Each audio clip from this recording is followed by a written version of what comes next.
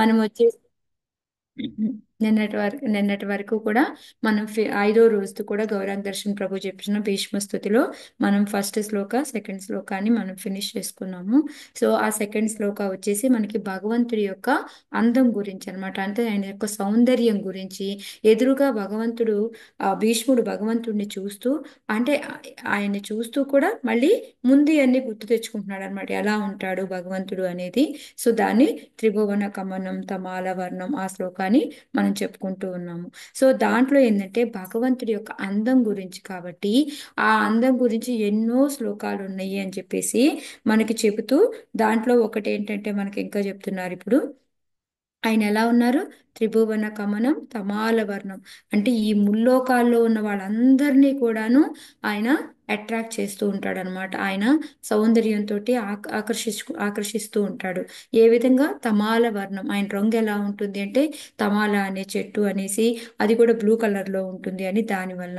ఇంకా రవికర గౌర వరాంబరం దథ అని, ఎలా అయితే సన్ రైజ్ అవుతూ ఉంటుందో ఆ టైంలో వచ్చే షైనింగ్ ఎలా ఉంటుందో ఆ విధంగా ఆ డ్రెస్, అంటే పీతాంబరం కలర్ డ్రెస్ వేసుకొని ఉన్నారు అనేసి చెప్తున్నారు అనమాట. సో ఈ విధంగా దాని గురించి చెబుతూ మనకేంటంటే దానికి భగవంతుడి యొక్క అందం గురించి పొగిడే మధ్య మధ్యలో శ్లోకాలను కూడా మనకి చెప్తూ ఉన్నారు. సో ఇప్పుడు ఇంకో శ్లోకాన్ని మనకి ఆ ప్రభు వినిపిస్తా ఉన్నారు. నేను దాన్ని ఒకసారి ప్లే చేసేసి మీకు.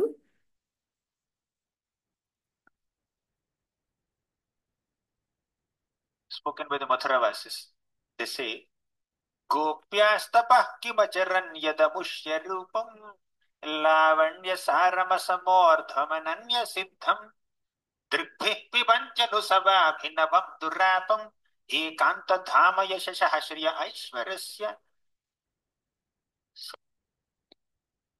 సో ఇక్కడ ఏంటి అంటే ఈ శ్లోక ఎక్కడంటే మనకి 10th క్యాంటోలో 44 చాప్టర్లో 44వ అధ్యాయంలో 14వ శ్లోక అన్నమాట ఇది. ఎప్పుడైతే కృష్ణ మధురాకు వస్తాడో, మధురలో ఉన్న వాసులందరూ కూడా, మధురావాసీస్ అందరూ కూడాను వాళ్ళు భగవంతుడిని చూసుకుంటూ వాళ్ళు ఈ విధంగా చెప్పుకుంటున్నారనమాట. సో ఏంటంటే వాళ్ళు చెప్పుకునేది, గోపికలు ఎవరైతే ఉన్నారో బృందావనంలో వాళ్ళ యొక్క అదృష్టాన్ని, వాళ్ళ భాగ్యాన్ని గురించి పొగుడుతూ కీర్తిస్తూ ఉన్నారనమాట. సో వాళ్ళు ఏంటి అంటే వాళ్ళకు ఒక అలవాటులాగా అయిపోయింది గోపికలకి, రోజు భగవంతుడిని చూడడము, ఆయన యొక్క ఏమంటారు 6 లక్షణాల వైభవాలు అయితే ఏమున్నాయో వాటిని వాళ్ళు రోజు కూడా చూసి ఆనందిస్తూ ఉన్నారు.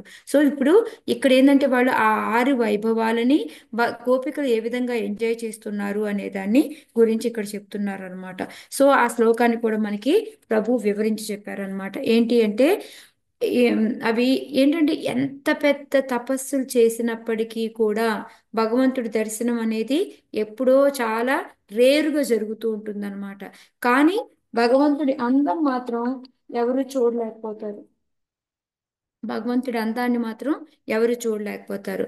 అలాంటిది ఇక్కడ వీళ్ళకి ఏంటంటే అది ఒక రోజు ఒక దినచర్యలాగా అయిపోయిందనమాట వాళ్ళకి. సో అందుకని వాళ్ళ గురించి వీళ్ళు ఈ విధంగా చెప్తున్నారు. సో అందం మనం ఆల్రెడీ ఈ త్రిభువన కమనం తమాల ఇవన్నీ చూసాం ఎలా ఉంటుంది అందం అనేది. సో ఇంకా 6 వైభవాలు ఏంటి, ఆపులెన్సెస్ అంటే ఫస్ట్ వచ్చేసి లావణ్య సారం. అంటే ఏంటంటే భగవంతుడి యొక్క ఆ ప్రేమ ఏదైతే ఉంటుందో ఆ మొత్తం అన్ని కలిపి, ఆ ప్రేమ భావం అనేది మొత్తాన్ని కలిపి సారం తీస్తే, అన్ని రకాల రసాల్లో నుంచి సారం తీస్తే వచ్చేదన్నమాట లావణ్య సారం అనేది. సో అది చెప్పారనమాట. ఇంకోటి రెండవది వచ్చి అసమ ఊర్ధ్వం. ఆయన ఆయన అందం లాంటిది ఇంకా ఎక్కడా కూడా సమానంగా కానీ ఆయన కన్నా ఎక్కువ అందం కానీ మనం ఇంకెక్కడా చూడబోము.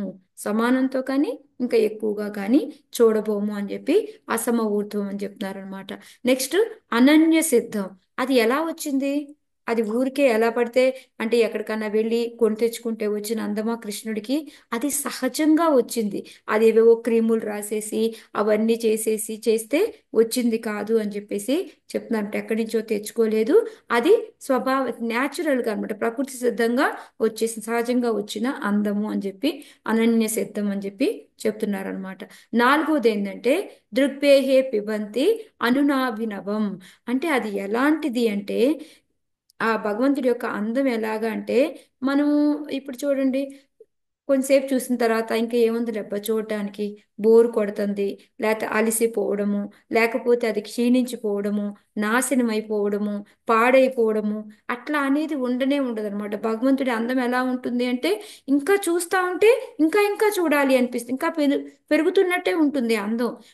మొన్న ఇప్పుడు దామోదరి మాతాజీ గుంటూరుది చేశారు.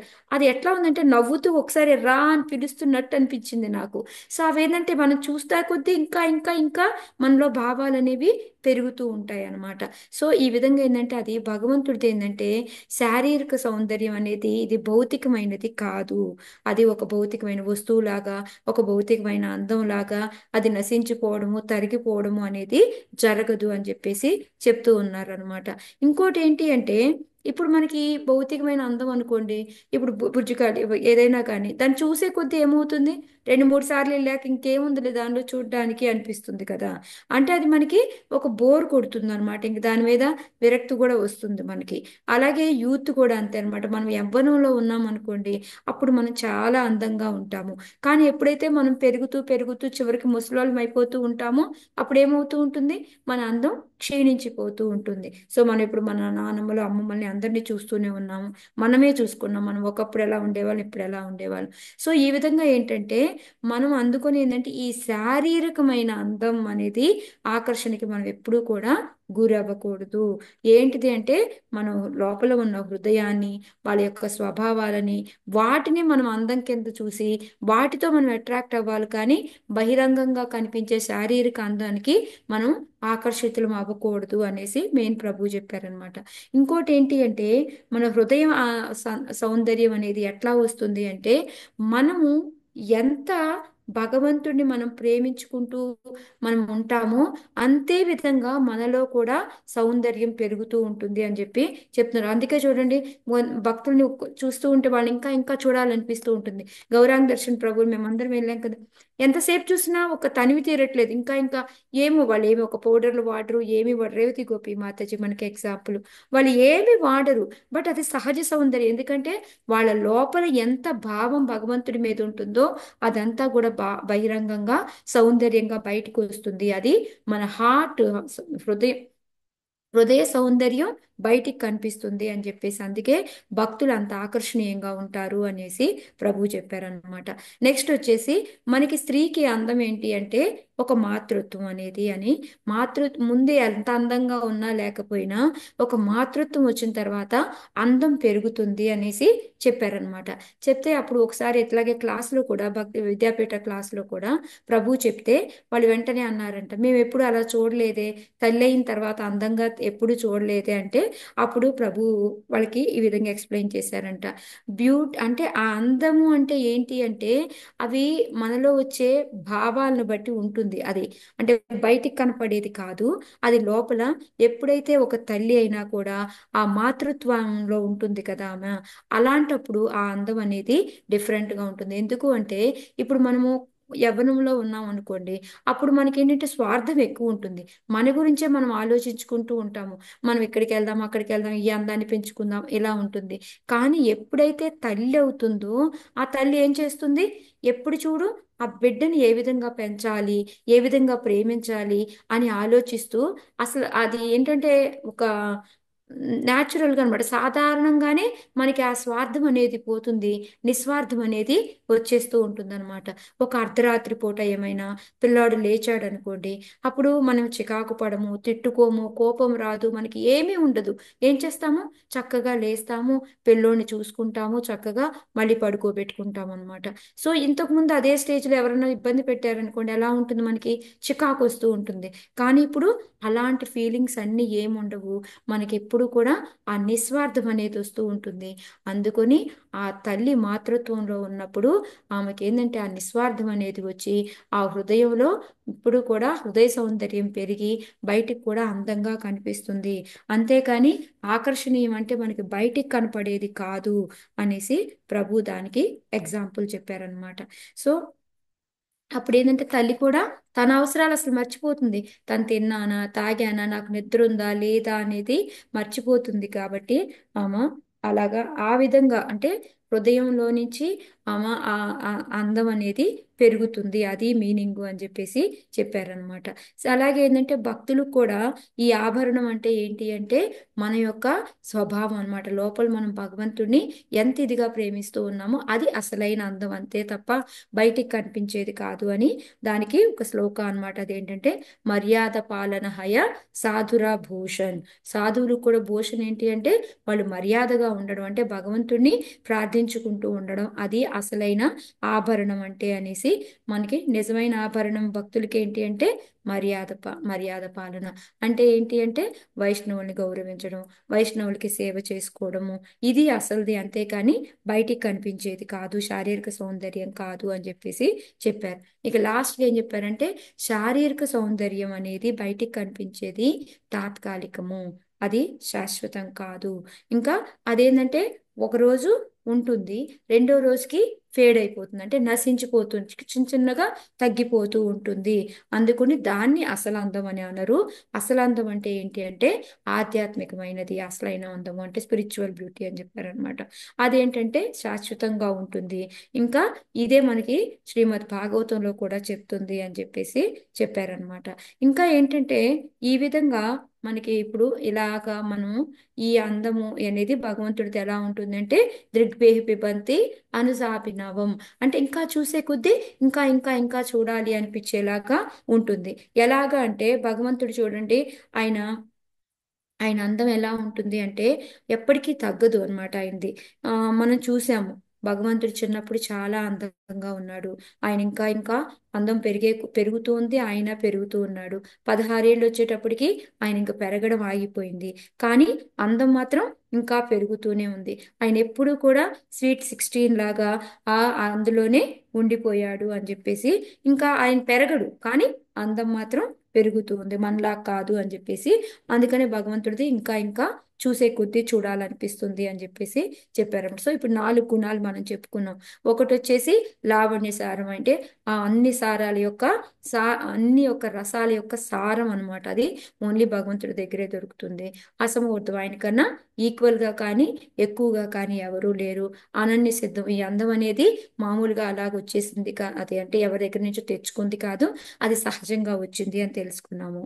4వది వచ్చేసి భగవంతుడి అందం ఏంటంటే మనకి బోర్ కొట్టడం కానీ టైర్డ్ అయిపోవడం కానీ క్షీణించిపోవడం కానీ ఉండదు, చూసే కొద్దీ ఇంకా ఇంకా చూడాలనిపించేలాగా ఉంటుంది అనేసి తెలుసుకున్నాం.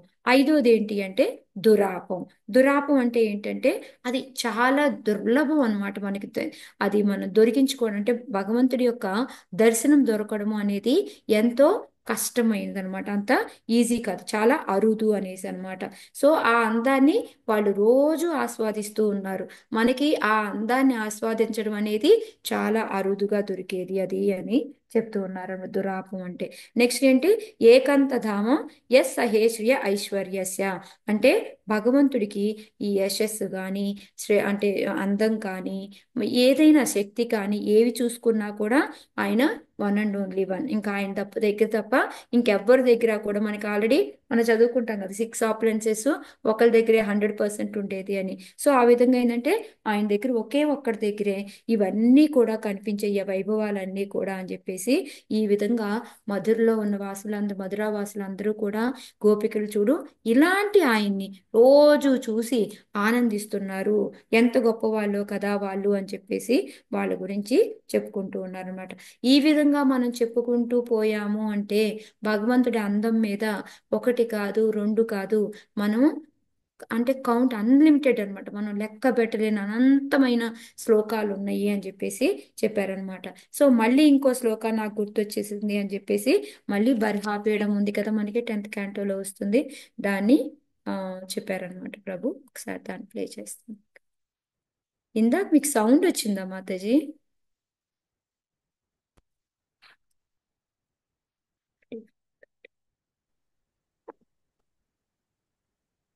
మధ్యలో కొంచెం వినపడలేదు మాకు. Okay. Lucas that describe Krishna's ఆరోది ఏదో చెప్పారు కదా, not అది one or two. నేను ఆరోది బర్హాపీడం నటవరవపూః కర్ణయోర్కర్ణికారం బిభ్రద్వాసః కనకకపిశం వైజయంतीं చ బాలాం रन्ध्रान् वेणोरधरसुधया पूरयन् गोपवृन्दैर्वृन्दारण्यं स्वपदरमणं प्राविशद्गीतकीर्तिः बर्हा సో బర్హాపీడం నటవరవపు కర్ణయోర్ కర్ణికారం అంటే ఏంటి? అక్కడ బర్హాపీడం. బర్హాపీడం అంటే ఏంటి మనకి ఎవరికైనా తెలుసా? నెమలి పింఛం అన్నమాట. సో ఆయన ఎప్పుడు కూడా ఏం వేసుకొని ఉంటాడు?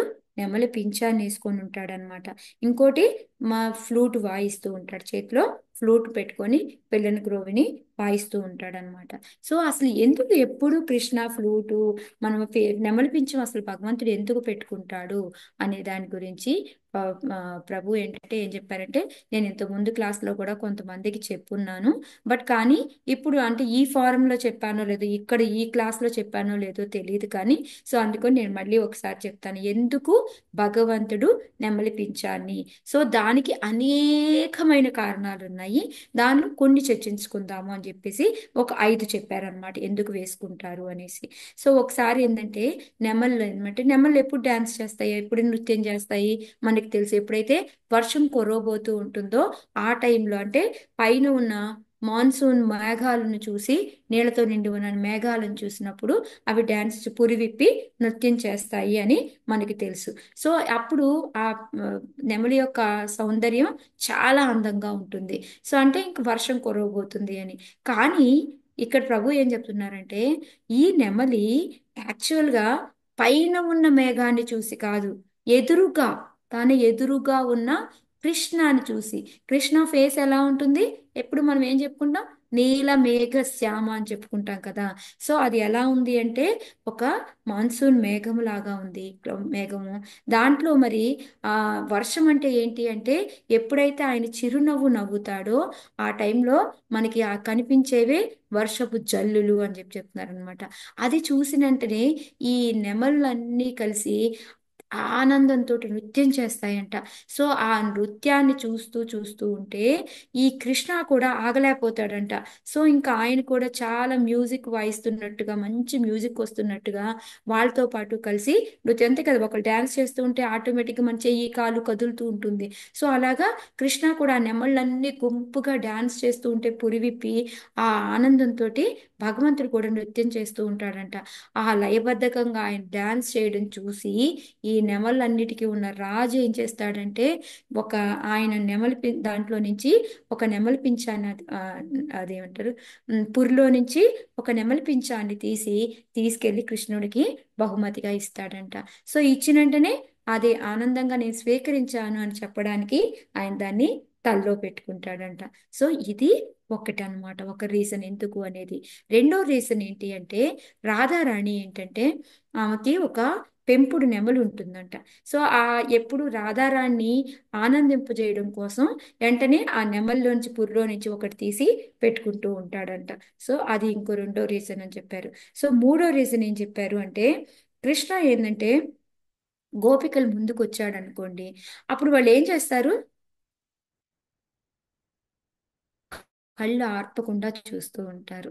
వాళ్ళకి వాళ్ళకి ఎలా ఉంటుంది అంటే, ఈ కను రెప్పలు వేసేస్తూ ఉంటే, మామూలుగా మనకు అనుకోండి కళ్ళు మూతలు పడతాయి, కను రెప్ప వేస్తాము తీస్తాము, కానీ మనకేమైనా దృశ్యంలో మార్పు వచ్చినట్టు అనిపిస్తుందా మనకి? లేదు మాతాజీ. ఇక్కడ మూసి తెరిసిన వల్ల మనం ఏదో మిస్ అయిపోయాము అనేది ఏమైనా ఉంటుందా? ఏం ఉండదు, మామూలుగానే ఉన్నట్టే ఉంటుంది. బట్ గోపికలకు అలా కాదంట. వాళ్ళకి ఎలా ఉంటుంది? త్రుటి యుగాయితే శ్యామ పశ్యతాం.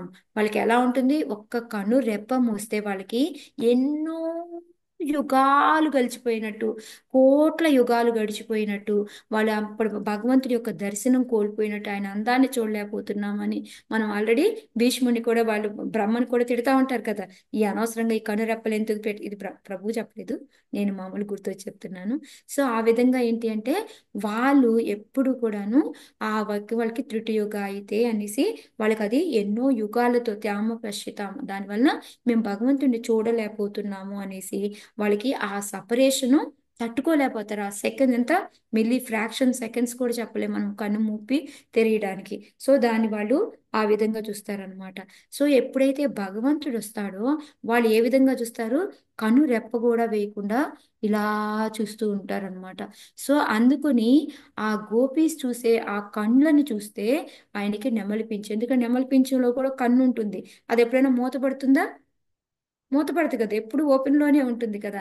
సో అందుకని ఆ గోపికలను ఎప్పుడు మర్చిపోకుండా ఉండడం కోసం వాళ్ళ కళ్ళును గుర్తు తెచ్చుకుంటూ ఆయన నెమలి పింఛాన్ని పెట్టుకుంటాడంట. సో ఇది మనకి మూడో రీజన్ అన్నమాట. సో నాలుగోది ఏంటి అంటే, ఎప్పుడైతే తడుచు వర్ణ చంపక హృదయంతి గౌరవం అంటే ఏంటంటే, రాధారాణి యొక్క దేహ ఛాయ ఎలా ఉంటుంది అంటే ఒక వెలుతురు లాగా, లైట్నింగ్ అంటే మన వెలుతురు వస్తుంది చూడండి గోల్డెన్ కలర్ లో, అలా ఉంటుంది. అది భగవంతుడి రంగు ఎలా ఉంటుంది? కృష్ణుడి దేహ ఛాయ నీలమేఘం రంగు. నీలకంఠ. సో ఈ రెండు కలుస్తారనుకోండి, వీళ్ళిద్దరూ కలిసినప్పుడు ఆల్రెడీ ఆ లైట్నింగ్ అనేది ఉంది, ఈ మేఘం అనేది ఉంది. సో ఈ రెండు అయ్యి వాళ్ళిద్దరూ కలిసి నవ్వుకుంటూ చేసుకునేది ఏంటంటే వర్షపు జల్లులా ఉంటుంది. ఇప్పుడు ఆల్రెడీ లైట్ ఉంది, మళ్ళీ మేఘం ఉంది, అక్కడ వర్షం పడుతుంది. ఏంటి మిస్ అయింది ఇందులో? వర్షం వచ్చేటప్పుడు మనం ఏం నెమలి చూస్తాము?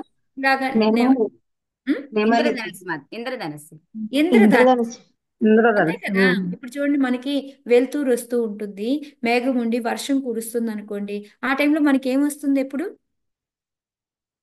రెయిన్బో. ఇంద్రధనస్సు కదా మాకు. ఇంద్రధనస్సు వస్తుంది కదా, మనకి రెయిన్బో వస్తుంది కదా. సో ఆ ఇంద్రధనస్సు మిస్సింగ్ అన్నమాట.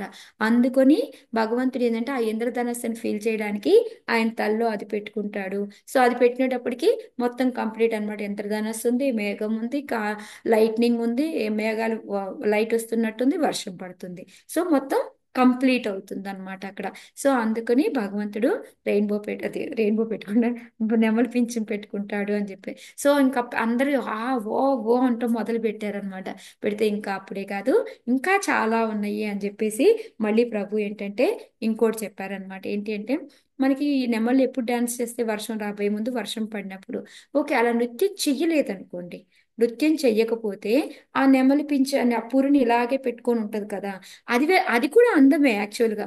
ఒక సైడ్ నుంచి చూస్తుంటే అది ఎలా కనిపిస్తుంది అంటే కృష్ణుడికి, గోపికలు వాళ్ళు చూడండి ఆ జుట్టు ఉంటుంది కదా, ఈ జుట్టుని చక్కగా అల్లుకుంటారు, ఇలా మంచిగా అల్లుకుంటారు. అల్లుకొని దీంట్లో పువ్వులు ఆభరణాలతోటి మంచిగా అలంకరించుకుంటారు. అలంకరించుకుంటే ఇది ఈ సైడ్ ఇది ఎలా కనపడుతుందో, మనం గనక పికాక్ అది నెమలి కనుక పురి విప్పకుండా ఒక సైడ్ నుంచి మనం చూసాము అంటే ఇదే విధంగా కనపడుతూ ఉంటుందంట. సో అందుకని ఆ గోపికల జడను గుర్తు తెచ్చుకుంటూ మళ్ళీ ఆయన ఆ పికాక్ ఫెదర్ని పెట్టుకుంటారంట. సో ఈ విధంగా ఎన్నో ఉన్నాయి, దాంట్లో కొన్ని మచ్చుకు చెప్తున్నాను అని చెప్పేసి బర్హాపీఠం అనేసి మళ్ళీ ఆ శ్లోకాన్ని గుర్తు తెచ్చుకున్నారనమాట.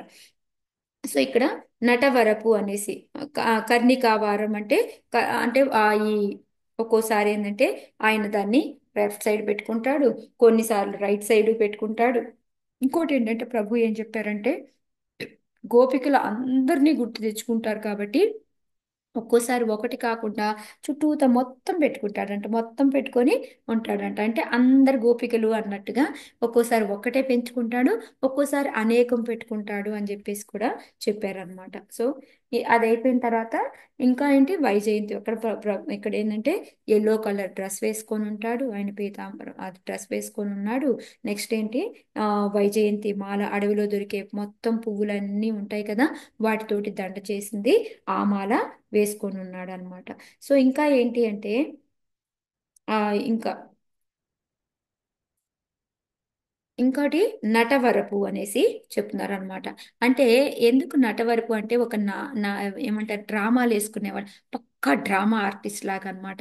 ఎందుకు అంటే, ఎప్పుడైనా ఎవరైనా చూడండి, మనకి మామూలుగా ఎవరైనా కనపడతారా, ఎల్లో కలర్ డ్రెస్ వేసుకొని బ్లూ కలర్ లో మళ్ళీ తలలో పువ్వులు పెట్టుకొని నెమలి పింఛం పెట్టుకొని పిచ్చి పిచ్చి ఆభరణాలు, ఒక్కొక్కసారి పక్షులు కూడా ఉంటాయి మనకి మన మాయావరం దాంట్లో చూస్తూ ఉంటాం కదా. సో అలా చూస్తే ఏమంటే పక్క ఆర్టిస్ట్ డ్రామా వల్ల ఉంటారా లేదా? అలా ఎవరైనా నడుచుకుంటూ పోతారా? కష్టం కదా. సో అలాగ అందుకొని ఆయన నట వరకు చూడడానికి ఎలా ఉన్నాడంటే పక్కా డ్రామా ఆర్టిస్ట్ లాగా వెళ్తూ ఉన్నాడు అని చెప్పేసి చెప్తున్నారనమాట. సో ఇవన్నీ అయిన తర్వాత ఇంకోటి ఏంటంటే రంధ్రాంధ్ర వేణు అధర శూభయ అంటే ఆయన ఏం చేస్తున్నాడు అంటే ఆయన యొక్క అధరాలతోటి పెదవులతోటి ఆ వేణువు ఏదైతే ఉందో పిల్లని గ్రోవి అంటే నథింగ్ బట్ ఏంటిది, అది ఒక ఎండు వెదురు ముక్క అన్నమాట. దాని యొక్క రంధ్రాల్లోకి ఆయన అమృతాన్ని నింపుతున్నాడు. అంటే ఆ పిల్లని గ్రోవితో ఇలా వాయిస్తూ ఉన్నప్పుడు ఆ ఆ నోట్లో నుంచి చక్కగా అమృతం అనేది దాంట్లో నింపుతూ ఉన్నాడు అని చెప్పేసి చెప్తూ ఉన్నారనమాట. సో ఈ విధంగా ఏంటి అంటే బృందారణ్యం స్వపదరమణం హవిషద్ గీత కీర్తి, ఈ విధంగా ఈ గోపాస్ అందరూ కూడా ఆయనేమో ఫ్లూట్ వాయిస్తూ ఉంటాడు. ఆయన యొక్క వేషధారణ ఎలా ఉందో అని చెప్పారు. ఆయనేమో ఫ్లూట్ వాయిస్తూ ఉంటే మిగతా ఈ గోపాస్ అందరూ కూడాను భగవంతుడిని కీర్తించుకుంటూ అందరూ కూడా అరణ్యానికి వెళ్తూ ఉన్నారనమాట. ఎందుకు వెళ్తారు అరణ్యానికి వాళ్ళు? ఆవుల్ని మేపడానికి వాళ్ళు అరణ్యానికి వెళ్తూ ఉన్నారు అని చెప్పేసి చెప్పారనమాట. సో ఇంకా ఇదే కాదు, ఈ విధంగా ఏంటంటే పాడుకుంటూ వాళ్ళు వెళ్ళారు. మళ్ళీ మనం ఇప్పుడు భీష్మస్తుతి నుంచి బ్రహ్మస్తుతికి వెళ్దాము. బ్రహ్మ కూడా మళ్ళీ ఇంకో శ్లోకం చెప్తాడనమాట. సో దాన్ని కూడా మళ్ళీ మనం ప్లే చేసుకుందాం ఒకసారి.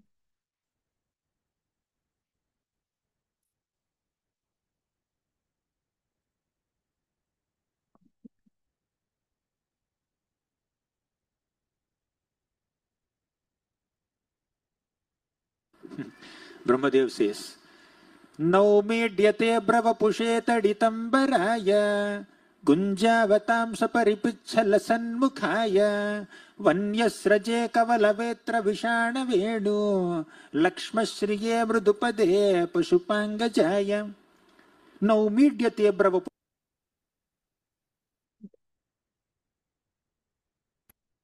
సో ఇక్కడ నవమీడ్యతే అంటే భగవంతుడి గురించి చెప్తూ ఉన్నారనమాట. ఆయనకి అందరూ కలిసి భగవంతుడికి నమస్కారం చేసుకుంటున్నారు. బ్రహ్మ అనేది ఆఫర్ చేస్తూ ఉన్నాడు. మనకి తెలుసు ఇది ఆ లీల జరిగిన తర్వాత బ్రహ్మస్తుతి అవుతుంది కదా, దాంట్లోదనమాట. సో ఆయన యొక్క శరీరం ఎలా ఉంది, దేహము అంటే అది మోన్సూన్ క్లౌడ్, మనం ఇప్పుడు దాకా నీల మేఘశ్యామ అని చెప్పుకున్నాం కదా, అలాగే. మళ్ళీ డ్రెస్ ఏంటంటే ఎల్లో కలర్ డ్రెస్ వేసుకొని ఉన్నాడు ఆయన. నెక్స్ట్ గుంజావతం అంటే గుంజమాల అన్నమాట. ఆ గుంజమాల అనేది ఏంటి అంటే అన్నిటికన్నా మనకి కాస్ట్లియర్ అనమాట. ఎంత అంటే ఖరీదైనది, అత్యంత ఖరీదైనది అని చెప్పారనమాట. ఎలాగా అంటే వైకుంఠ వాసుడి దగ్గర ఉన్న ఆభరణాలన్నిటికన్నా కూడాను ఎంతో మూల్యమైనది అని చెప్పేసి చెప్పారనమాట. నెక్స్ట్ ఏంటంటే పరిపిచ్చ గన్ముఖాయ అంటే ఆయన యొక్క ఎలా ఉన్నాయి అంటే ఈ ఈ నెమలి పింఛాన్ని పెట్టుకొని ఉన్నారు. దాంతో ఆయన ఎంతో అందంగా కనపడుతున్నాడు అనమాట. అయితే ఇది ఇందాకైతే గుంజమాల అనేది చాలా ఎక్స్పెన్సివ్, చాలా అమూల్యమైనది, ఖరీదైంది అని చెప్పుకున్నాం మనం. బట్ ఇక్కడ ఏంటి అంటే ఆ, ఇది ఆ, చాలా అంటే మనకి తక్కువ ధరలో మనకు దొరికేది ఏంటి అంటే నెమలి పింఛం. మనకి మామూలుగా రూపాయి 2 రూపాయలు పెడితేనే మనకి ఊర్లో ఇచ్చేస్తూ ఉంటారనమాట. సో అలా చూసుకున్నామనంటే ఖరీదులో చాలా చీప్ అయినది అనమాట. కానీ కూడా ఆయన దగ్గర ఉన్న ఆభరణాలన్నింటితో పోల్చుకుంటే అతి విలువైనది ఏమైంది అని అంటే ఈ నెమలి పింఛమే అని చెప్పేసి ప్రభు చెప్తున్నారనమాట. అంటే విలువైనది, దివ్యమైనది అనేది ఏంటి అంటే నెమలి పింఛమే అని చెప్పి చెప్తున్నారనమాట. నెక్స్ట్ ఏంటంటే వస్త్ర ప్రజ, అదంటే ఆయన ఈ వైజయంతి మాల ఏదైతే అడవుల్లో దొరికే పువ్వులన్నిటి కలిసి దండ కట్టింది అనమాట. సో అది ఏంటి అంటే ఓన్లీ అది ఎంత అది కూడా బృందావనంలో దొరికే అడవుల్లో దొరికే పువ్వులతోనే కట్టేది అనమాట. అది ఎంత విలువైనది అంటే మనకి స్వర్గంలో దొరికే పారిజాత పువ్వుల కన్నా కూడా ఎంతో విలువైనది అనేసి ప్రభు చెప్తూ ఉన్నారనమాట. నెక్స్ట్ ప్రభునే కాదు మనకు తెలిసిందే ఇది. నెక్స్ట్ వచ్చేసి కవల్ అంటే కర్డ్ రైస్ అనమాట. ఆయన చేతులకు మధ్యలో ఏంటంటే ఇలా కర్డ్ రైస్ పెట్టుకున్నాడు. ఈ వేళ్ల మధ్యలో ఏంటంటే పచ్చడి పెట్టుకుంటాడు అనమాట. సో ఇలాగ దీన్ని తింటూ దీన్ని నాకుతుంటారు అనమాట. సో మధ్యలో మనకి మంచిని కావాలి అనుకుంటూ ఉంటాం చూడండి, ఆ విధంగా ఆ పెరుగన్నాన్ని దాన్ని పెట్టుకొని ఆయన తింటూ ఉన్నాడు అనమాట. సో ఇంకోటి ఏంటంటే నేత్ర అంటే ఆయనకి వేత్ర అనమాట. అది ఏంటంటే ఎటువంటి ఆ ఏమంటారు అస్త్రాలు అనేది, ఆయుధాలు అనేది ఆయన దగ్గర లేదు. కౌముద కానీ, కౌముద గద కానీ, సారంగా ధనస్సు కానీ అలా ఆయన ఏమీ పెట్టుకోలేదన్నమాట. ఆయన ఎలాగున్నాడు, ఒక చిన్న పిల్లాడిలాగా, చైల్డ్ ప్లే లాగా ఒక కర్ర ఒకటే ఉంటుంది ఆయన దగ్గర, అంతే మించి అదొకటేను. ఒకటి బోర్లాగా ఊతూ ఉంటాం కదా మనం బ్రహ్మస్తుతి అప్పుడు చూస్తే, ఒక ఈ కర్ర మీద ఇట్లా చేయి పెట్టుకొని ఆయన ఉంటాడు కదా, అది అన్నమాట కొమ్ము అది. కూర కదా మాతాజీ. ఆ బూర అది.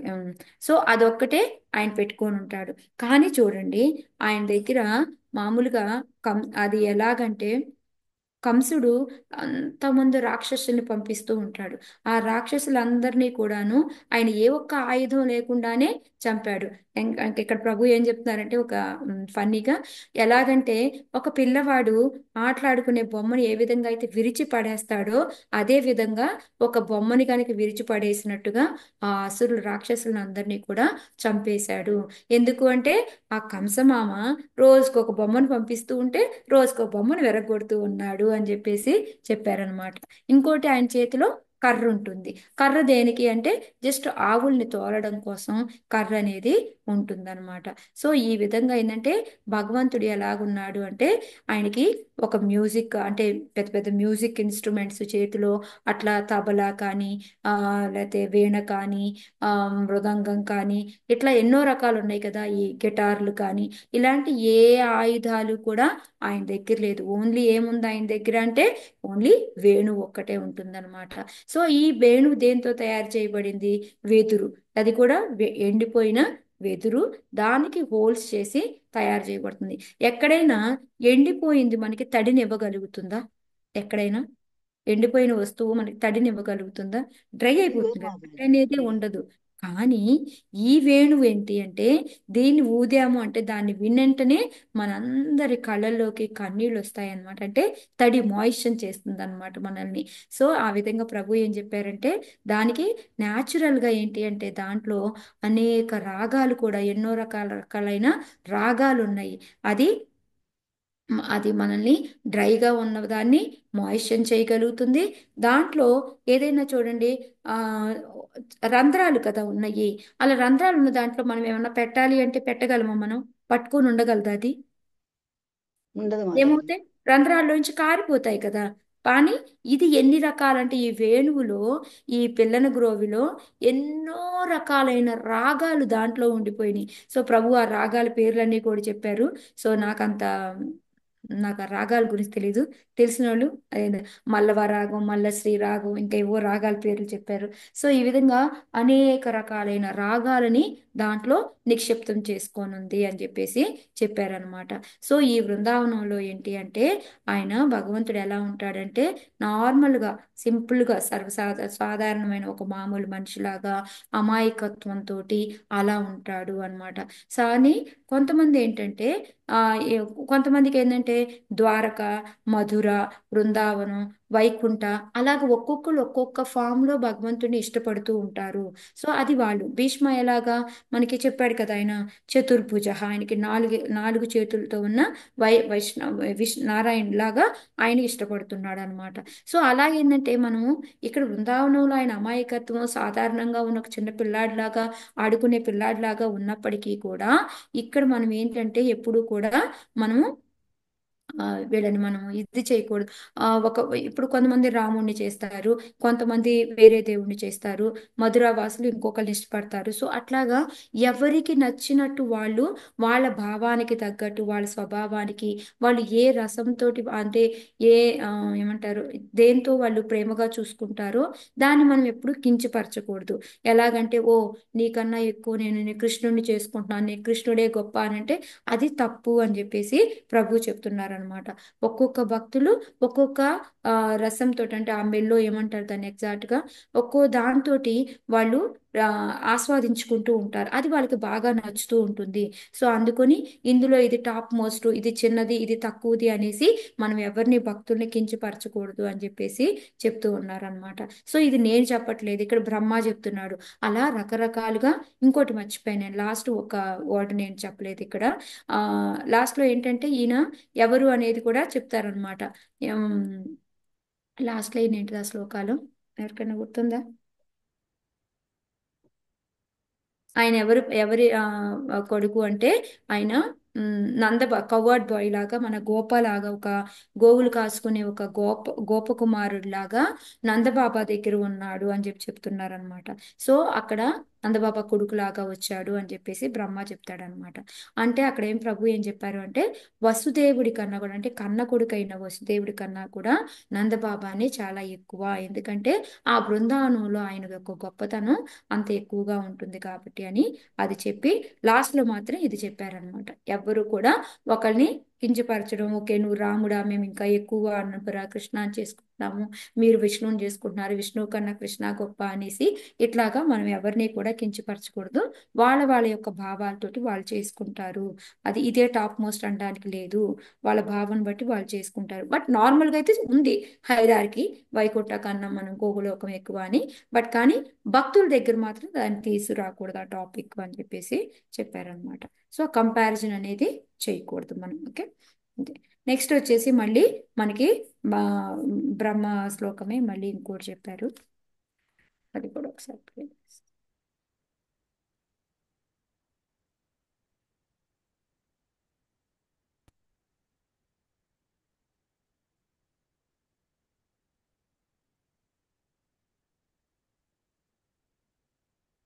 योग परिभावित हृत्सरोज. Individual perspective, from a devotee's perspective, devotee experiences a particular rasa with the Lord and relishes a particular form of the Lord. For that devotee, that form of Krishna is topmost. Who says this? I am not saying this. Brahma is saying this. Tvam bhakti yoga paribhavita hritsaroja आस्ये श्रुतेक्षित पथो ननुनाथ पुंसां यद्यद्धीयात उरुगाय विभावयन्ति तत्तत्वपुः प्रणयसे सदनुग्रहाय.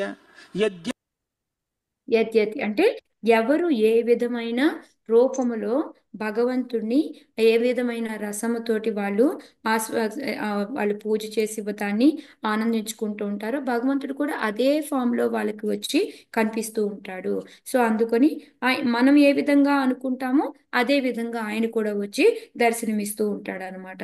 ఇప్పుడు ఎలాగంటే రామచంద్రమూర్తి, రాములు అనమాట. రాములు ఏంటి, మర్యాద పురుషాలో ఉంటారు. కొంతమంది ఆ విధంగా ఉండాలి అని అనుకుంటారు.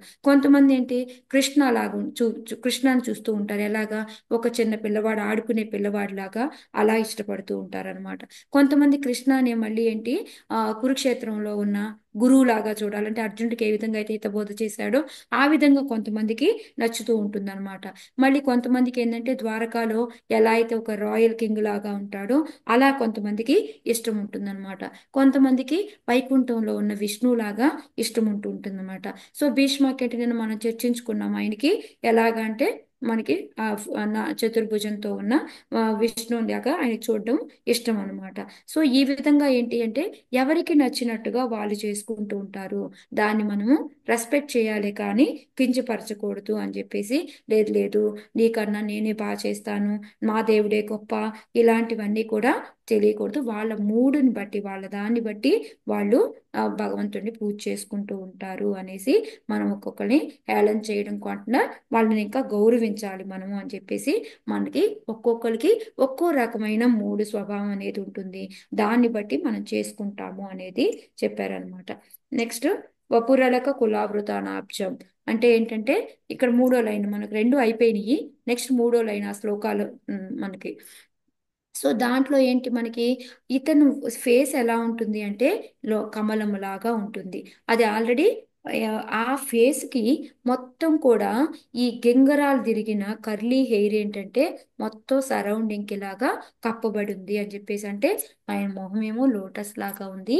ఈ పైన ఏంటంటే ఈ నల్లటి ఉంగరాలైన జుట్టు ఏంటంటే చక్కగా కర్లీ హెయిర్ మొత్తం కవర్ చేసి ఉంది అందంగా అని చెప్పేసి చెప్తూ ఉన్నారు అనమాట.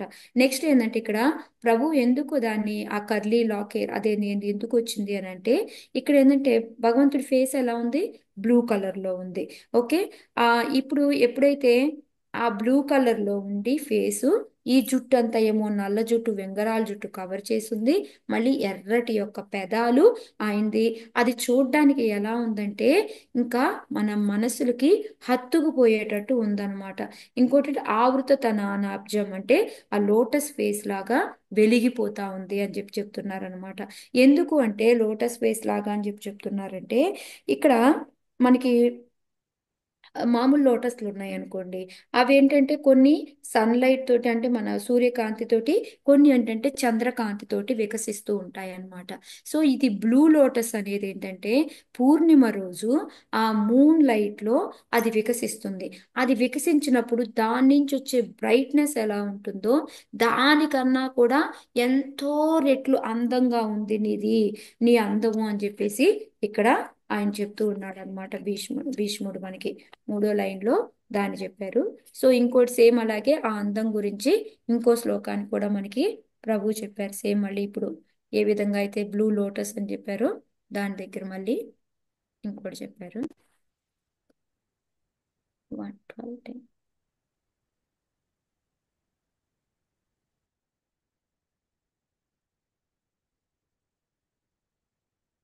Purnami moonshine, that's the beauty of Krishna. In fact, that's Krishna's beauty is better than that. This is how Krishna's beauty is compared in some shlokas. Fullendivara kantimindu vadanam barhavatam sapriyam Srivatsankamudara kaustubhadharam Pitambaram sundaram Gopinam nayanotmalarchitatanum gopasanghavritam Govindam kalavenu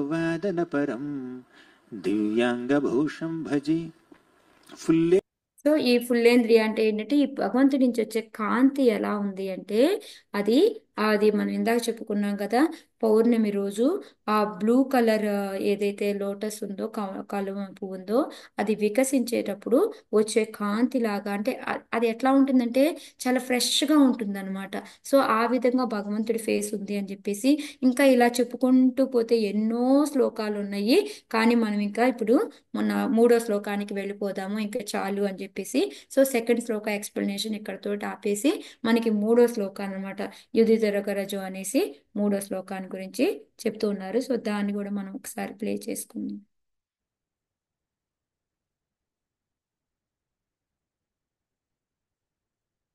The third shloka. Yudhituragarajo vidhumra vishwa Kachalulita shrabavaryalankrtasye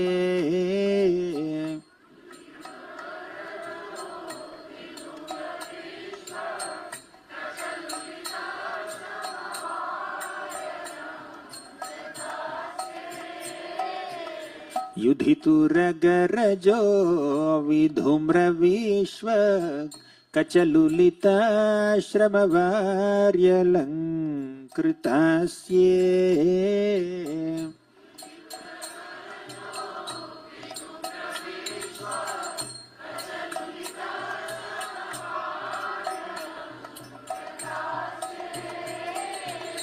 Mama nishita sharair vibhidyamana Mama nishita sharair vibhidyamana Tvachi vilasat kavachestu Krishna Atma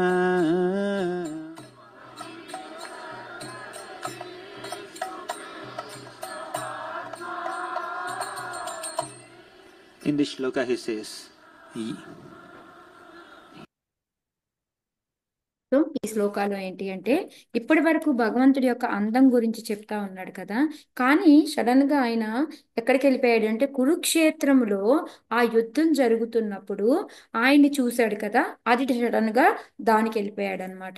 so ఇందాకేమో చక్కగా అందం గురించి చెప్పారు, ఇప్పుడు ఏంటంటే యుద్ధంలో కూడా, ఈ యుద్ధం జరిగేటప్పుడు కురుక్షేత్రంలో కూడా ఆయన ఎంత అందంగా ఉన్నాడు అనేది చెప్తుండే. యుధి త్వరగా రజు, యుధి అంటే ఆ యుద్ధం ఎక్కడైతే జరిగిందో ఆ కురుక్షేత్రంలో యుద్ధ స్థలంలో అనేసి, త్వరగా అంటే మనకి గుర్రాలు అనమాట.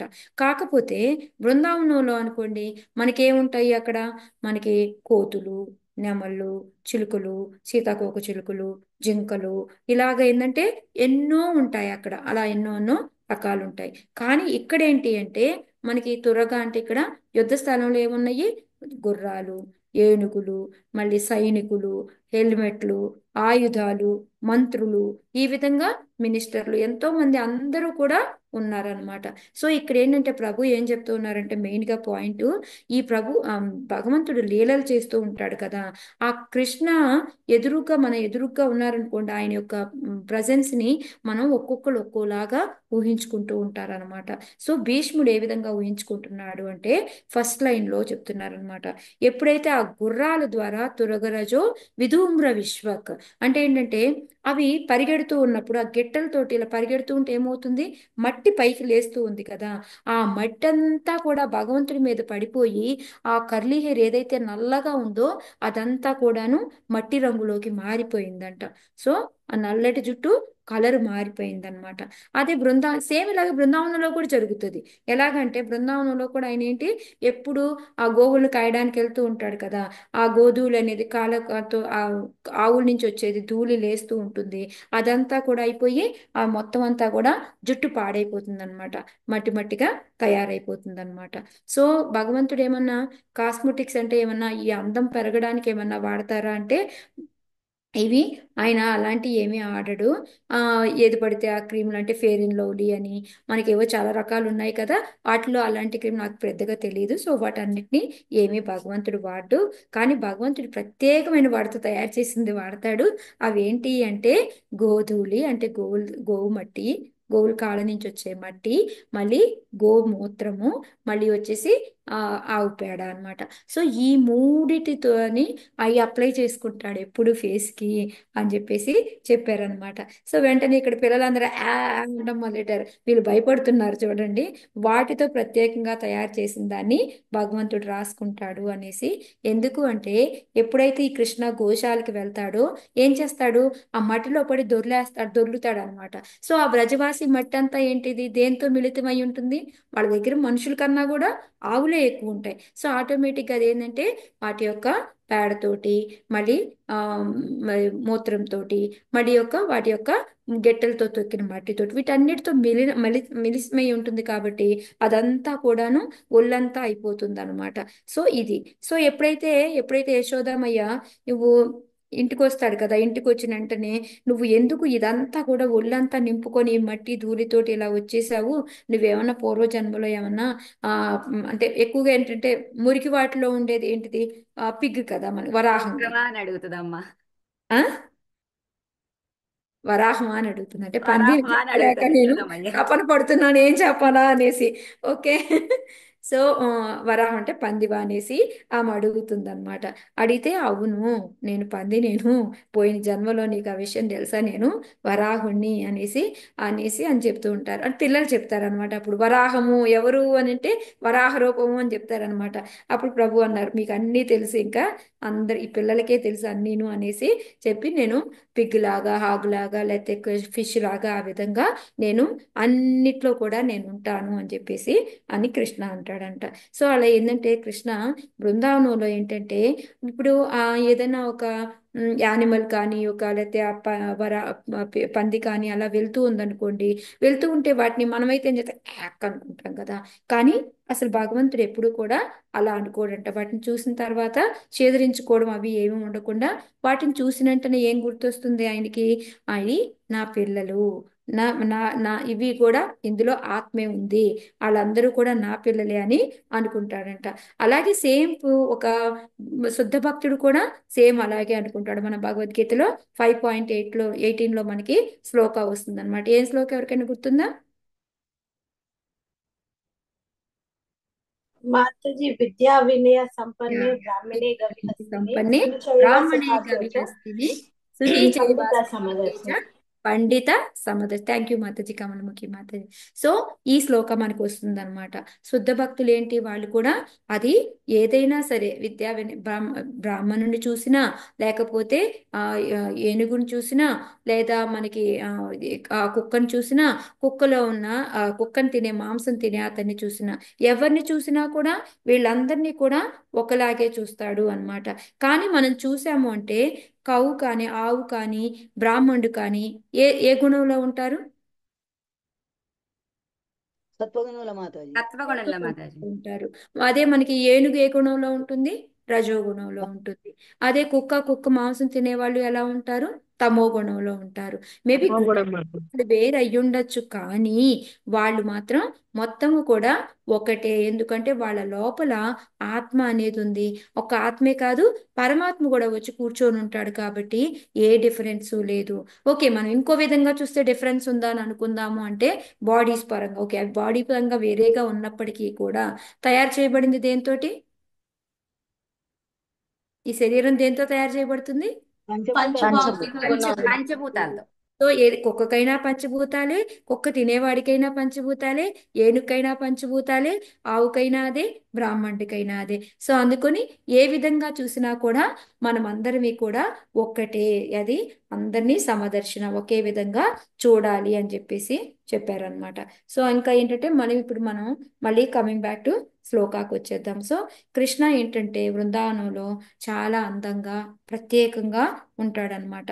సో అప్పుడు ఎప్పుడైతే ఆయన ఈ అడవి నుంచి వెనక్కి వస్తూ ఉంటాడు కదా, వెనక్కి వచ్చేటప్పుడు కూడా ఈ గోధువుల వలన ఆయన చాలా అందంగా కనపడుతూ ఉంటాడు అని చెప్పేసి చెప్పారనమాట. సో ఇక్కడ ఏంటి భీష్ముడు ఏం చెప్తున్నాడు, ఎప్పుడైతే ఈ గుర్రాల వాటి వలన ఆ ధూళి అంతా లేచి ఆ యుద్ధ స్థలంలో ఉన్న ధూళి అంతా ఆయన తలకు పట్టుకొని ఆ తలంతా కూడాను నిండిపోయింది అని చెప్పేసి చెప్తూ ఉన్నారనమాట. సో ఇక్కడ ఏంటంటే మనకి ఆ ఈ అదే కాకుండా ఒక్క ధూళే వస్తుందా గుర్రాలు బాగా పరిగెడుతుంటే? అసలు ఆ ధూళి ఎందుకు లేస్తుంది? ఆ గిట్టల కాలు గిట్టల వల్ల మాతాజీ. గిట్టల అదే వలన కాలు వస్తది. గిట్టల వల్ల ఎందుకు ధూళి లేస్తుంది? ఆ గిట్టలకి గాలి కొంచెం ఎక్కువ వస్తుంది. మీరు అవి పరిగెడతా ఉంటే ఏమవుతుంది? గాలి కూడా వస్తూ ఉంటుంది చూడండి. ఎప్పుడైనా మనకి వెహికల్ పక్క నుంచి వెళ్తుంది అనుకోండి, మనకి ఎలా వస్తుంది? ఫ్యాన్ వచ్చినట్టు వస్తుందిలా గాలి. సో ఆ గాలి దెబ్బకి ఏమవుతుంది అంటే ఇక్కడ ఈయన జుట్టు కూడా ఏంటంటే ఇలా ఫ్యాన్ లాగా ఎగురుతూ ఉంటుంది అనమాట. ఆ గాలికి ఇలాగా. ఇప్పుడు నా జుట్టు ఎలా లేసిపోయింది, నా దానిలా కాదు, మంచిగా అయింది, ఇట్లా కర్లీ హెయిర్ ఇలా ఇలా విప్పునట్టుగా ఇట్లాగా ఊగుతూ ఉంటుందంట. సో అది ఇప్పుడు మన హీరోలు ఉన్నారనుకోండి మూవీలో, అలా ఎగురుతున్నట్టు చూపించాలంటే ఏం చేస్తారు? ఒక ఫ్యాన్ ని తీసుకెళ్లి పెడతారు.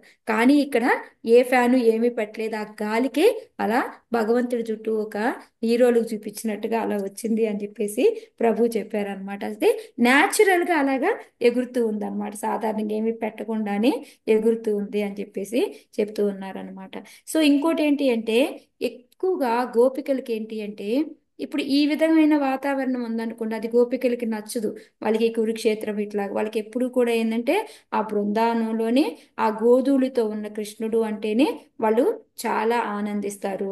ఇక్కడ భీష్ముడు మూడేంటి, ఇక్కడ యుద్ధంలో ఉన్న కృష్ణుడిని చూస్తున్నాడు. గోపికల మూడు ఎలా ఉంది?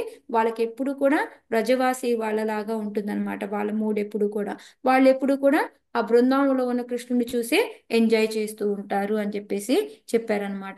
సో ఒక్కొక్కరు ఒక్కో రకంగా ఆస్వాదిస్తూ ఉంటారు. సో ఇక్కడ భీష్ముడు ఏంటంటే ఒక యోధుడిలాగా, లేకపోతే రథసారథి లాగా, లేకపోతే కురుక్షేత్రంలో కూర్చుని ఒక గుర్రం మీద రథం నడుపుతూ ఉన్నది, దాన్ని ఆ విధంగా ఆయన ఆనందిస్తున్నాడు అనమాట, ఆస్వాదిస్తున్నాడు అనమాట. సో ఇది చెప్పి మళ్ళీ మనకి ఏంటంటే నెక్స్ట్ నెక్స్ట్ లైన్ అనమాట. కథలులిత శ్రమ వార్యలాంకృతాస్యే అంటే ఏంటంటే ఆయన ఎలా ఉందంటే ఆ హెయిర్ ఏమో కదులుతూ ఉంది, ప్లస్ ధూముడితోటి నిండిపోయింది, గుర్రాలతో వచ్చే దుమ్ముతోటి. ఇంకా శ్రమ, శ్రమ అంటే పని ఏంటంటే ఆయన రథం చెప్పే పని వలన ఏమవుతుంది, ఆయనకి చెమట వస్తూ ఉంది. ఆ చెమట బిందువుల రూపంలో ఆయన శరీరం మీద, ఆయన మొహం మీద ఉందన్నమాట. సో అదేంటబ్బా, కృష్ణుడికి కూడా చెమట పడుతుందా మనకి డౌట్ వస్తుంది కదా. కృష్ణకి చెమట పడుతుంది. మళ్ళీ మనకి ఇంకా నెక్స్ట్ లైన్ లోనే మనకి మనకి చెప్తారనమాట. నెక్స్ట్ లైనే వస్తుంది మనకి. ఆయన ఎదిరిన బాణాల వలన అవి లోపలికి వెళ్ళిపోయి ఆయనకి రక్తం వస్తుంది అని కూడా చెప్తున్నాం. సో భగవంతుడికి చెమట పడుతుంది, రక్తము వస్తుంది, ఆయాసము వస్తుంది, అన్నీ జరుగుతాయి. ఎందుకు జరగవు అనేసి మళ్ళీ ప్రభువు ఇవన్నీ చెప్తూ ఉన్నారనమాట. సో మళ్ళీ కథలో లలిత శ్రమ వాత్సల్య కృతాస్య అనేసి అని చెప్పేసి ఎలా కృష్ణ ఫేస్ ఇప్పుడు ఎలా ఉందంటే, కృష్ణ లోటస్ ఫేస్ మొహము, ఆ, అదే గుర్రాల వలన వచ్చే మట్టి వలన, మళ్ళీ ఈ శ్రమ వలన వచ్చే చెమట బిందువుల వలన అది ఎంత అందంగా ఉందంటే అవన్నీ అలంకరణ లాగా ఉన్నాయి. ఎక్కడో ఏదోగా వచ్చి మనం మేకప్ చేసుకున్నట్టు లేకుండా అవి స్వయంగా సహజంగా వచ్చి పడటం, అవి ఇంకా ఇంకా అందాన్ని భగవంతుడికి పెంచాయి అని చెప్పేసి చెప్తున్నట. మమ నిశిత శర్ వివిధ్యమాన, లాస్ట్ లైన్ అన్నమాట. అప్పుడు మమ నిశిత, మమ అంటే నా, నిశిత అంటే శర అంటే బాణాలు. ఆ యొక్క ఎంత షార్ప్, ఎంత ఏమంటారు షార్ప్ని, పదునుగా ఉన్న, యా పదునుగా ఉన్న ఆ బాణాలు ఏంటంటే ఆ భగవంతుడి లోపలికి చొచ్చుకొని పోయి అది ఇంకా కవచం కూడా ఉంటుందన్నమాట. ఎందుకంటే యుద్ధానికి వెళ్ళినప్పుడు యుద్ధంలో పాటు ఆ డ్రెస్తో పాటు ఏంటి కవచం కూడా ఆ యుద్ధం చేసేవాళ్ళు వేసుకుంటారు, రథాలు నడిపే వాళ్ళు కూడా వేసుకుంటారు. సో కృష్ణుడికి కవచం ఉంది, మళ్ళీ అర్జునుడికి కూడా కవచం ఉందన్నమాట. ఆ కవచం లోపలికి వెళ్ళిపోయి శరీరాన్ని తగిలి రక్తం అనేది వస్తూ ఉందన్నమాట. సో అలాంటి ఆ అందాన్ని ఆయన తలుచుకుంటూ ఉన్నాడనమాట. సో ఇంకా ఇక్కడ ప్రభు ఇక్కడ ఏం చెప్పారంటే, కొంతమంది బాణాలు వేస్తే అవి డైరెక్ట్ గా లోపలికి వెళ్ళిపోయి వెనక్కి కూడా వచ్చి చచ్చిపోతూ ఉంటారు. బట్ ఇక్కడ భగవంతుడికి ఏంటంటే ఆ కవచాన్ని లోపలికి వెళ్ళిపోయి శరీరానికి తగిలి శరీరంలో నుంచి మనకి రక్తం అనేది రావడం మొదలు పెడుతుంది అని. త్వచ విలసత్ కవచోస్తు కృష్ణ ఆత్మ అంటే అలా ఉంది. కవచాన్ని చీల్చుకొని వెళ్ళి భగవంతుడి యొక్క అందం అలా ఉంది, దాన్ని నేను ఎంజాయ్ చేస్తున్నాను అని చెప్పేసి. అక్కడ బాణాలు ఎలాగేస్తున్నాడు ఆయన, ఎలా అయితే మనం పువ్వులతో పూజ చేస్తూ ఉంటామో ఆ విధంగా ఈయన బాణాలు వదులుతూ ఉన్నాడు అనమాట. సో అవి అర్జునుడి మీదకేసి కొన్ని భగవంతుడికి కూడా తగులుతూ ఉన్నాయి అనమాట. సో ఈ విధంగా ఏంటంటే భగవంతుడి మీద బాణాలతో ఆయన ఆ ఆ, బాణాలని చల్లుతూ ఉన్నాడు. దాని వలన భగవంతుడి నుంచి మనకి బ్లడ్ వస్తుంది. ఆ ఆ రక్తాన్ని మళ్ళీ ఈ చెమట బిందువుల్ని వీటన్నిటినీ చూసి ఆయన అంతర్ముక్తులు అవుతున్నాడు అనమాట. ఎవరు, భీష్ముడు అనమాట. సో కృష్ణ అందము ఇంకా ఇంకా రెట్టింపు అవుతూ ఉంది అని చెప్పేసి చెప్తూ ఉన్నారనమాట. ఇప్పుడు ఏంటంటే భీష్ముడు ఇప్పుడు దాకా ఇందాక ఒక శ్లోకాలు అంతా ఒక రకంగా ఆనందించాడు. ఈ శ్లోకాలు ఏంటి, యుద్ధంలో ఉన్న ఇది అనమాట. ఎందుకు అంటే కృష్ణుడికి ఎప్పుడు కూడా వీర్యరసం, ఇంకా భీష్ముడికి ఏంటంటే రెండు రకాలు. ఆయన కూడా ఒక దాసుడే యాక్చువల్గా. మనకు తెలుసు 5 రకాలు మనకి ప్రైమరీ ఉంటాయి, 7 రకాలు రసాలు అనేవి 7 సెకండరీ అని అనుకున్నాము. ఫైవ్లో ఏంటంటే దాస్యంలో ఉంటాడు. కానీ ఈ సెకండ్ ఏవైతే మనం 7 రకాలు ఉన్నాయి అనుకున్నామో దాంట్లో ఆయనకి వీర్యరసం అంటే చాలా ఇష్టం అనమాట. సో ఎప్పుడూ కూడా భగవంతుని ఏంటంటే ఆ వీర్యరసంతో ఎంజాయ్ చేయాలి అని అనుకున్నాడు కాబట్టి ఆయనకి ఇది ఇంకా ఇంకా ఆహ్లాదకరంగా ఇంకా చాలా మంచిగా ఆస్వాదిస్తూ ఉన్నాడు అనమాట ఆయన. సో దేనికి ఎగ్జాంపుల్గా ఏంటి అంటే అలా ఇంకా కొంతమంది ఉంటారు, అందరూ ఒకే రకంగా ఉండరు కదా. సో దానికి ఎగ్జాంపుల్గా ఏంటంటే జాంబవాన్ గురించి చెప్పారనమాట. జాంబవంతుడు ఏంటి అంటే ఆయన ఆయన ఒకసారి నాకు రాముడి దగ్గరికి వెళ్ళి నాకు ఒక కోరిక ఉంది, ఆ, అంటే ఏం ఏం కావాలో కోరుకో, నువ్వు నాకు ఎంతో సేవ చేశావు, సో నీకు నేను చేయకపోతే ఎలాగా, నీకేం కావాలో కోరుకో అనేసి రాముడు అంటాడంట. అంటే నీ అంతట యుద్ధవీరుని నేను ఎక్కడా చూడలేదు యోధని, సో నాతోటి నువ్వు ఫైటింగ్ చేస్తావా అని అడిగాడంట. అడిగితే అప్పుడు భగవంతుడు అన్నాడంట, నేను ఇప్పుడు ఈ మర్యాద పురుషుడిలాగా వచ్చున్నాను, నేను ధర్మాన్ని నిలబెట్టడానికని వచ్చాను. సో అందుకని ఏంటంటే నాకు నా జెంటిల్నెస్కి దీనికి నాకు ఈ మంచితనానికి నేను నీతో యుద్ధం చెయ్యలేను, కానీ నేను నెక్స్ట్ యుగంలో మళ్ళీ ద్వాపర యుగంలో కృష్ణుడిలాగా వస్తాను, నేను అప్పుడు నీతో కంపల్సరీగా ఫైట్ చేస్తాను, నీ కోరిక నేను ఫిల్ చేస్తాను అని చెప్పేసి చెప్తారనమాట. సో ఆ తర్వాత మన అందరికీ తెలిసేలాగా రాముడైనా కృష్ణుడైనా ఆయనకి డిఫరెన్స్ ఏమి ఉండదు ఊరికి తత్వంలో. ఎందుకంటే ఇక్కడ ఒకలాగా ఉంటారు, అక్కడ ఒక తత్వాన్ని నిరూపించడానికి భగవంతుడు వస్తాడు కాబట్టి. అలాగా మనకి అందరికీ తెలిసి వినాయక చవితి అప్పుడు మనం స్టోరీ చదువుకుంటూ ఉంటాము. సమంతకు మణి దొంగిలించారు అనేసి కృష్ణుడి మీద అపవాదు వస్తే దానికోసం ఆయన అడవికి వెళ్తాడు. అడవికి వెళ్తే అక్కడ ఆ జాంబవతి దగ్గర వేలాడదీస్తుంటుంది. దానికోసం తీసుకుందామని లోపలికి వెళ్తే ఇదేదో అతను ఏంటి ఫైటింగ్ చేయడం మొదలు పెడతాడనమాట జాంబవంతుడు. 28 రోజులు ఫైటింగ్ చేసినా కూడా అసలు గుర్తుపట్టాడు అనమాట. ఈయనే రాముడే అనేసి గుర్తుపట్టాడు. ఏమనుకుంటూ ఉంటాడు, నా సమంతకు మణి దొంగిలించడం కోసం వచ్చాడు, నా పిల్ల దగ్గరది అనేసి అనుకుంటాడు తప్ప ఆయన గుర్తుపట్టాడు అనమాట. ఎప్పుడైతే ఆ 28 రోజులు ఆయనతో ఫైటింగ్ చేసింది ఎందుకు, ఆయన కోరిక నెరవేర్చడానికి అన్నమాట. సో ఈ విధంగా ఏంటంటే ప్రభు ఏం చెప్తూ ఉన్నారంటే, సో ఈ విధంగా కొంతమందికి ఏంటంటే ఒక్కొక్క దాంతో ఈ మనకి 12 రకాల రసాలు ఏవైతే ఉన్నాయో వాటితోటి ఒక్కొక్కరు ఒక్కోలాగా ఎంజాయ్ చేస్తూ ఉంటారు వాళ్ళ స్వభావాన్ని బట్టి. అంతేకాని ఇక్కడ ఇంకొకలాగా భీష్ముడు ఏంటి ఇలాగా ఇంత క్రూరంగా ఉన్నాడు అనేసి మీరు అనుకోకూడదు అని చెప్పేసి చెప్పారనమాట. అలా అనుకుంటామా, కృష్ణకు కూడా ఉంటాయి ఇలాగే 12 రసాల్లో ఎంజాయ్ చేయాలి అని. మనకే కాదు కృష్ణుడికి కూడా అనిపిస్తుంది. కృష్ణుడికి కూడా ఏంటంటే మనసులో కోరికలు ఉంటాయి. ఏమని అంటే ఒక్కొక్కసారి వీర్యరసంతో ఆయన కూడా ఎంజాయ్ చేయాలి అని అనుకుంటూ ఉంటాడు అనేసి. ఎందుకంటే మనకి కోరికలు అంటే భగవంతుడికి ఉన్నాయి, అందే ఆయన పార్ట్ అండ్ మనం ఆయన యొక్క అంశలం కాబట్టి ఆటోమేటిక్గా మనకు కూడా అవి వస్తూ ఉంటాయి అనేసి చెప్తూ ఉన్నారనమాట. నెక్స్ట్ ఏంటంటే ఈ విధంగా భగవంతుడు కూడా ఎంతమందిని చంపాడు, వృతాసుర, పూతన, అఘాసుర, బకాసుర, వృతాసుర, వ్యోమాసుర, కేశి, అరిష్టాసుర, చాణూర, ముష్టిక, శూల, కంస, తోషల, కూట, జరాసంధ, ఇలా ఎంతమందినో చెప్పుకుంటా వెళ్తే వాళ్ళందరినీ కూడా చంపాడు. ఇంకా దంతవక్ర పిల్లలు అందిస్తూ ఉన్నారనమాట. దంతవక్ర, శిశుపాల, శల్య, ఇలా ఎంతో మందిని చంపారు. అయినప్పటికీ కూడా భగవంతుడు సంతోషంగా లేడు.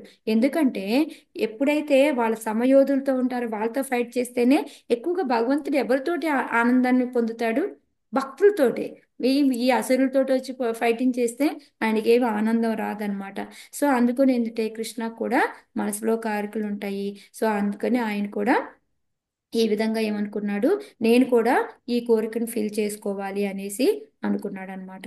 సో అందుకని ఈ విధంగా జాంబవంతుడితోటి చేసుకొని ఫైటింగ్ చేసి ఆయన కూడా ఆ కోరికని తీర్చుకున్నాడు అని చెప్పేసి చెప్తున్నారు అనమాట. సో ఓన్లీ ఏంటంటే భక్తులే కాదు, ఎప్పుడు ఎక్కువగా ఆయన భగవంతుడు ఎప్పుడు తృప్తి పడతాడు అంటే భక్తులతోటి ఆ రసాన్ని తీర్చుకున్నప్పుడే భగవంతుడు సంతృప్తి అనేది పొందుతాడు అంతే మని చెప్తూ ఉన్నారనమాట. సేమ్ అలాగే సత్యభామ ఎగ్జాంపుల్ కూడా చెప్పారనమాట. ఆమె ఎప్పుడు ఏముంటుంది, మాటలతోటి దూషిస్తూ ఉంటుంది, అంటే మాటలు ఎక్కువగా వదులుతూ ఉంటుంది కదా సత్యభామ. వెర్బల్ ఫైటింగ్ అని మాటలతో కొట్లాడుకోవడం అనమాట. సో దానికి హ్యాపీగా దాన్ని తీసుకొని ఆమెకి సరెండర్ అయిపోయి ఉంటాడు అనమాట భగవంతుడు. సేమ్ ఇంకోటి ఏంటంటే జగదానంద, ఆ ఇంకోటి జగదానంద అంటే రామానందరాయి, వీళ్ళందరూ కూడా రామానంద పండిట్ మనం చైతన్య చరితామృతాల్లో చూస్తాము. వీళ్ళిద్దరూ కూడా చైతన్య మహాప్రభుని ఎప్పుడు డామినేట్ చేస్తూ ఉంటారనమాట. సో వాళ్ళతో కొంచెంసేపు వాదించిన తర్వాత సరే మీరు చెప్పినట్టే వింటాను నేను అని చెప్పేసి ఒప్పుకుంటూ ఉంటాడనమాట.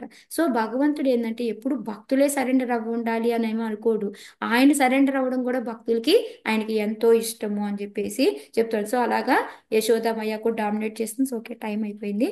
సో రేపు చెప్పుకుందాం ఇవాళకి. ఆపుతాను. యాక్చువల్గా ఇంకా కొంచెం ఉంది, పర్వాలేదా? ఒక 5 minutes తీసుకుంటే. చెప్పండి మాతాజీ. హరే కృష్ణ చెప్పండి. ఓకే.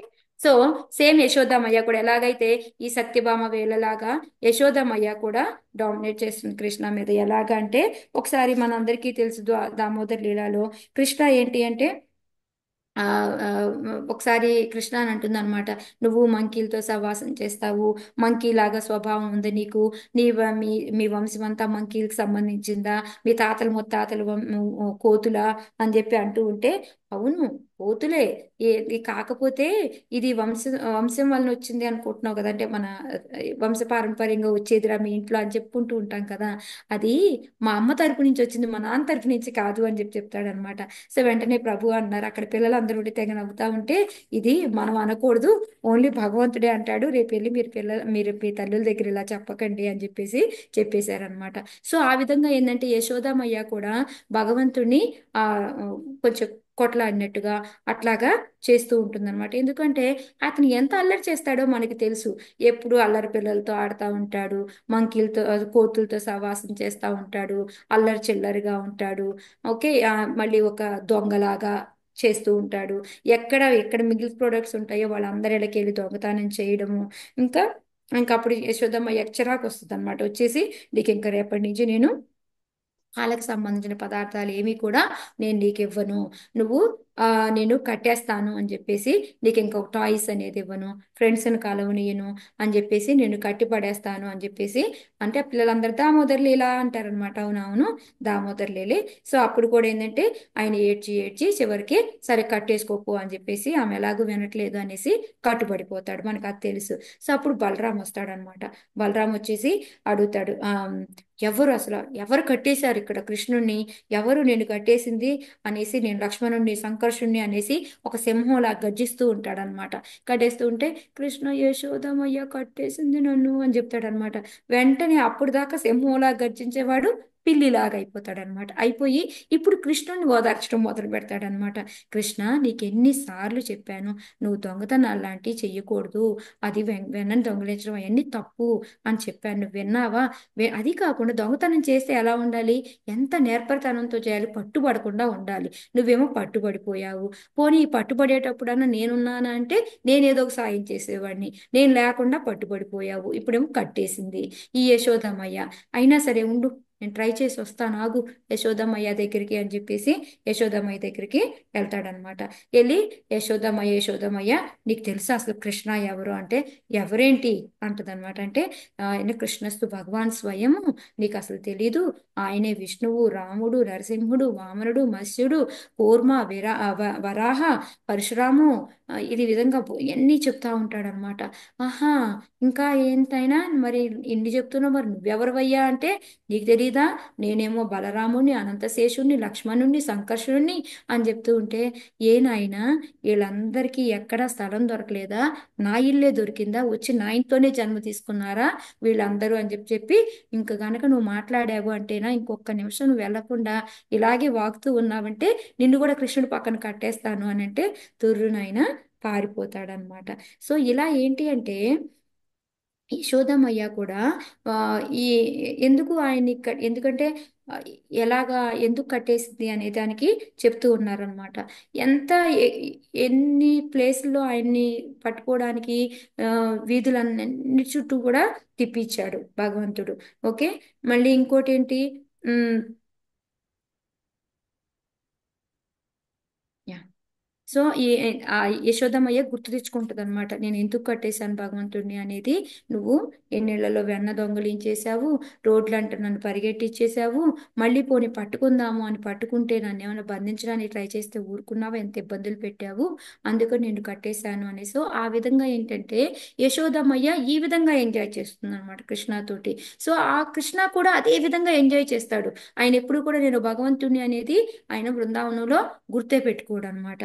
సేమ్ ఇలాగే ఇక్కడ భీష్ముడు ఏంటి అంటే ఆయనకి భగవంతుడికి బాణాలు వదలడం, బాణాలతోటి ఆయనకి ఆ చెమటతోటి బిందువులాగా బాణాలు లోపలికి తగిలి రక్తం రావడము, ఈ విధంగా చూసి ఆయన ఆనందపడుతూ ఉన్నాడు అని చెప్పేసి చెప్తూ ఉన్నారు అనమాట. సో ఒక్కొక్కళ్ళు ఒక్కొక్క వాళ్ళ స్వభావాలను బట్టి ఒక్కొక్క రసంలో భగవంతుడిని ఎంజాయ్ చేస్తూ ఉంటారు.